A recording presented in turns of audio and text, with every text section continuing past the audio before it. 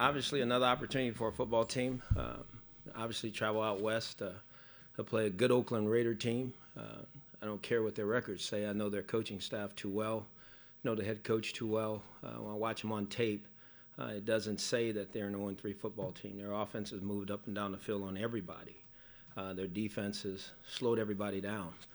Their offense has scored a touchdown or a field goal every first drive of the game. Their defense has got teams off the field the first drive of the game. So, again, this is going to be a tremendous challenge for us going into the black hole, a place I'm familiar with, and our guys are going to have to play our tails off. So we got to get ready. We got to practice good, and we got to stay focused and go play a good football game.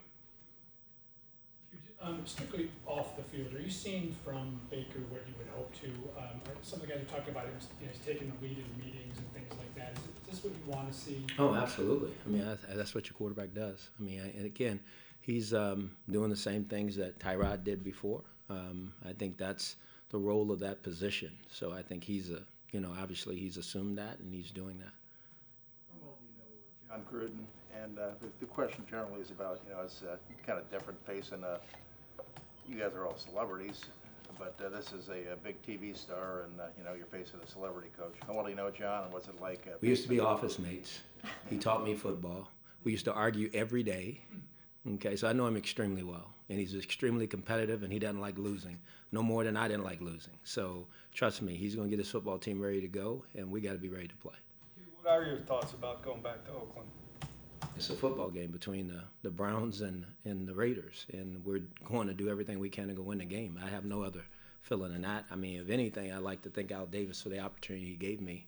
Al Davis was somebody who was very important in my life and my ability to be to where I am today. So I thank Al for that and the organization for the opportunity, but they're no different than any other team we play. We got to get ourselves ready to play and go get a victory. Hue, you mentioned the other day about going out early and acclimating your players to that stadium. You coached out there for a long time. What are the challenges of playing on baseball field? How difficult is it? You better know the dirt. I mean, you can slip if you haven't been on it before. I mean, you don't want the first third down to be a receiver running a route and he slips down because he doesn't know how to get his feet in the ground the right way.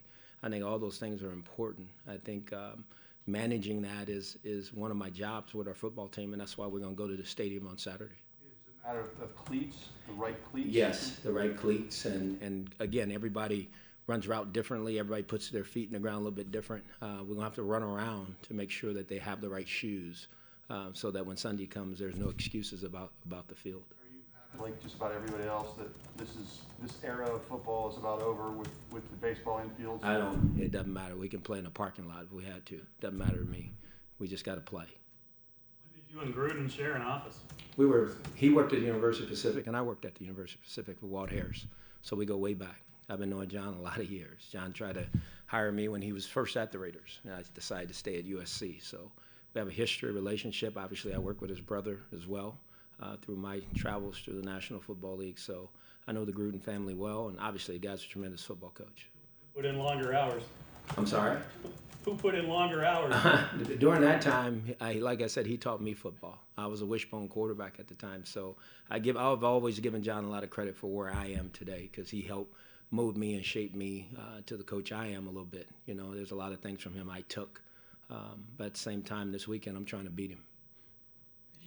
Jarvis was saying earlier that one of the things he likes most about Baker is that he walks it like he talks it. Mm-hmm. How much, in your experience, how much can a confident player like that confidence rub off on his teammates? Oh, it normally does, especially from that position. That position, is the face of the franchise. So you kind of go as that guy goes. And he has that, I've said it before, magnetism about himself. He's confident, and he likes to play. And I think he likes to lead. I think he has a leadership quality that a lot of people don't have when it comes to leading men, and he's not afraid to do that. So I think that's a good thing. In terms of Tyrod, since he wasn't out there again today, is it safe to say that he probably won't be cleared in time to play in this? No, we still got one more day. I think we're really on the back end of it. I think there's definitely improvement, and I think we'll know more tomorrow for sure. But I still feel good that he'll be able to participate this weekend. After Jarvis when you look at your other receivers, where do you see how they're playing right now and just how they kind of break down in your mind? Well, we need to play better. You know, Antonio Callaway's still a young player. Made some plays the other night, but needs to continue to make more. Again, Rashard Higgins has done a nice job. You know, Rashard needs to continue to be steady as he's been. He does all the tough work for us and has done a good job that way. Willie's has gotten there from time to time. So has Ratley when he's been out there. Again, it's a young group. You know, obviously it's led by Jarvis, but I think, you know, our offense, the ball will be spread around because we have a lot of other guys. There's David Njoku who needs to start making plays. There's Duke Johnson. We want to have an offense to where you got to guard everybody, you know, as we go. But so everybody needs to raise their game to another level so that we can have a chance to have an offense that we're all feel really good about. After watching the tape of the last Oakland game and seeing that William Hayes injury, I mean, how do you guys feel that might as well get the penalty rather than an ACL injury? I guarantee you our players feel that way. You know, they'd rather take a penalty in a heartbeat and then get hurt. But, you know, and I hope William recovers fast. But, I mean, obviously everybody's trying to figure out the rule and how to do it better. You know, everybody wants to, you know, understand it. I think the league is doing everything they can to send out videos. I show our football team every week something that they're, you know, trying to point to on how to judge it better, I would say, for the referees and to, you know, officiate it better. But at the same time, I think the players got to keep playing. You know, they just got to keep playing and do the things we're coaching them to do, and we'll let everything else take care of itself. How much easier, not easier, but how different is it coaching after a win like this? I mean, do you notice guys are a little more focused, sitting up a little straighter? Yeah, I do, but I need more of that. You know, as I told our football team, we need to make sure that we need to always be focused, but number two, there's a whole nother level of focus. You know, now, I mean, you're not sliding in here, you know, under the radar, people thinking that you're not a good team. You know, I think we have a team that if we keep growing and keep getting better, that someday people will say we're a good team. We're not that yet. We haven't earned that. But I think we have the makings if we'll keep working, if we don't get caught up in what everybody says and thinks and all that stuff and keep working like we always have. I think we got a chance to have a team that we'll be very proud of. Jarvis, was this kind of the role you envisioned for him, which includes getting downfield maybe more than he did in Miami? Oh, yeah. I mean, we don't have any limitations for Jarvis.